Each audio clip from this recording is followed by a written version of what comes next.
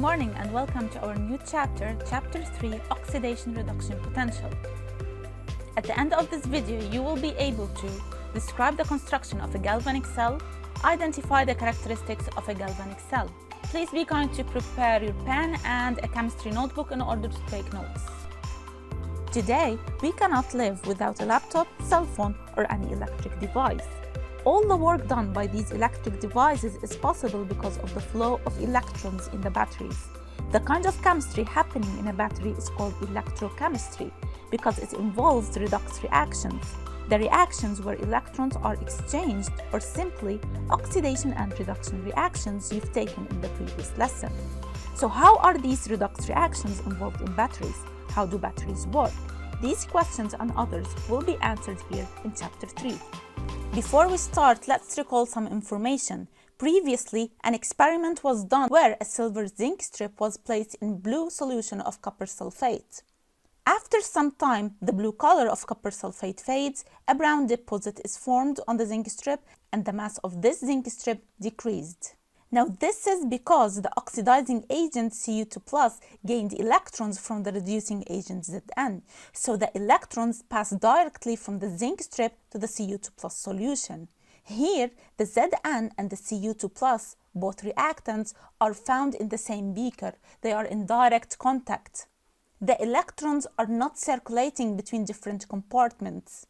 This is why this experiment will give no electric energy.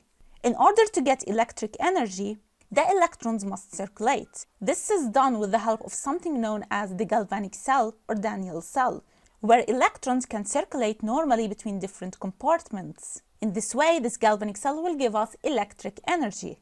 By definition, and as its name shows, an electrochemical cell is a generator that converts chemical energy into electric energy through oxidation-reduction reactions. Now, if this is an electrochemical cell, can you list some of its materials that you're familiar with from previous years? Well, if you remembered correctly, then an electrochemical cell is built using two beakers, a salt bridge, a voltmeter, connecting wires, and two distinct metals. Let's for now call them M and M'. Now, concerning the two beakers, what do you think each beaker contains? For an electrochemical cell, each beaker will contain the metallic ion of the metal used, such that in beaker 1 you will have Mn+ solution and in beaker 2 M'(N+) solution. What do we mean by that? For example, if the first strip used is copper strip, then its corresponding ionic solution is Cu2+ solution. So for this copper strip, we will place in the beaker Cu2+ solution. And if the second strip is zinc strip, then its corresponding ionic metal is Zn2+ solution. Now, how to connect these materials all together in order to get a galvanic cell? In order to construct a galvanic cell, in the first step, pour Zn2+ solution into a beaker. And then, in this beaker, place its corresponding metal, which is the Zn strip. Then in the second beaker, pour the second metallic solution, Cu2+, contained in CuSO4 solution. Then place its corresponding metal strip, which is Cu strip. In the second step, connect the two beakers by a salt bridge. This salt bridge contains an ionic compound, for example, NaCl. If we zoomed more into the salt bridge, you will find Na+ and Cl- ions. And finally, don't forget to connect the two strips by using connecting wires and a voltmeter. As you can see here, the voltmeter will show a voltage of 1.1 volts. Looking at this galvanic cell, you will feel that it's quite easy. However, there is a lot going on. For example, what's happening in each beaker? How is the mass of each metal changing? What is the function of the salt bridge? And what is the direction of the electric current? Let's answer those questions. So what is happening in each beaker or in each half cell of this galvanic cell? Given that zinc is more reactive than Cu, then what do you think will happen? Will zinc lose or gain electrons? And thus, will it undergo oxidation or reduction half reaction? What will be the correct half equation for the zinc half cell? Take a moment and choose the correct answer according to this electrochemical classification. Well, as you can see here, zinc is a stronger reducing agent than Cu. Then zinc here will lose those electrons in order to become in its ionic form Zn2+. And thus the electrons will flow from the zinc half cell into the copper half cell.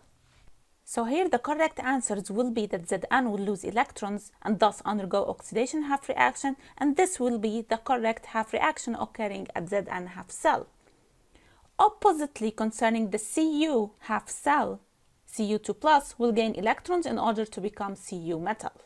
And thus Cu will undergo reduction half reaction, and this will be the reaction occurring at Cu half cell. So to sum up what we've said, in the copper half cell, reduction is occurring because Cu is gaining electrons. We will add here a small term, which is cathode half cell. Cathode refers to the half cell where reduction is occurring, or where the metallic ion is becoming a metal. Cu2+ will become Cu. In the second half cell, zinc is undergoing oxidation half reaction where electrons are lost. And here, this half cell will be called anode half cell because oxidation is occurring. So that in the anode half cell, the metal will lose electrons in order to become ion. Zn will become Zn2+. The overall reaction will be Zn plus Cu2+ will give Zn2+ plus Cu. Keep in mind that Cu and Zn strips represent the electrodes, or the anode and cathode of the cell. Now we've answered the first question and explained what's happening in each beaker. Let's continue on and find out what will happen to the mass of each metal. At the anode half cell, Zn is becoming Zn2+. So Zn here is a reactant and its mass will normally decrease, as shown in the following figure where Zn is losing electrons and becoming Zn2+. The mass of Zn here at the anode is decreasing. However, at the cathode half cell, Cu2+ is becoming Cu. Cu here is a product, so its mass will normally increase. This is also shown in this figure, where Cu2+ is becoming Cu and depositing on the metallic strip. Continuing on with our next question, what is the function of the salt bridge? Remember that we said that the salt bridge contains a jellified ionic solution, either KNO3, NaCl, or NaNO3, any kind of ionic solution. So here's what the salt bridge does. If the salt bridge is normally found in the electrochemical cell, the voltage rate will be 1.1 volt. However, if this salt bridge was removed, this voltage will be 0 volt. This is because the first electrochemical cell is a closed circuit. The electric current can circulate normally. However, in the second case, the electric current is cut off in its pathway. So this circuit will be open and no electric current will be read. This is concerning the first function of the salt bridge. The salt bridge ensures a closed circuit. Now, to study the second function of the salt bridge, we will concentrate on those ionic solutions. In the anode half cell of the previous electrochemical cell, we have ZnSO4 solution, which refers to Zn2+ and SO4 2- ions that are, as you can see here, initially equal. Same goes for the cathode half cell. The concentration of the Cu2+ is equal to the concentration of SO4 2- ions. And the salt bridge normally contains Na+ and Cl- ions. So what happens is that in the anode half cell, Zn becomes Zn2+. So the concentration of the Zn2+ will increase. The amount of Zn2+ ions will be much more than the SO4 2- ions. Oppositely, in the cathode half cell, Cu2+ will become Cu, and thus Cu2+ is a reactant and it will decrease in its concentration. So those Cu2+ will no longer be found. Here, the amount of SO4 2- will be much more than that of Cu2+. So that the anode half cell will be much more positive than the cathode half cell. So what's the function of the salt bridge here? There is no balance between the anode and the cathode in the charges. How to balance them? What do you think will happen to those ions, Na+ and Cl-? Take a moment and think of the answer. In order to balance the charges of the two electrodes, Cl-, the negative ion of the salt bridge, will migrate towards the anode, and the positive ion, Na+ in this case, will migrate towards the cathode.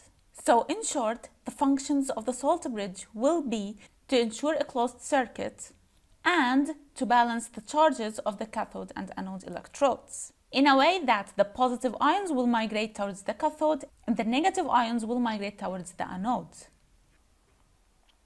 We still have one problem to fulfill here, the direction of the electric current. First, we will start by a term which is the cell notation or the symbolic representation of a cell.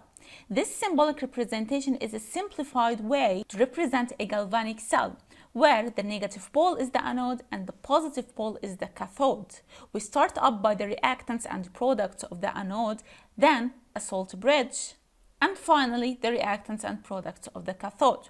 For example, in this galvanic cell, the anode represents Zn, Zn2+ couple, where Zn is the reactant and Zn2+ is the product. And in the cathode electrode, Cu2+ is the reactant, which will become Cu.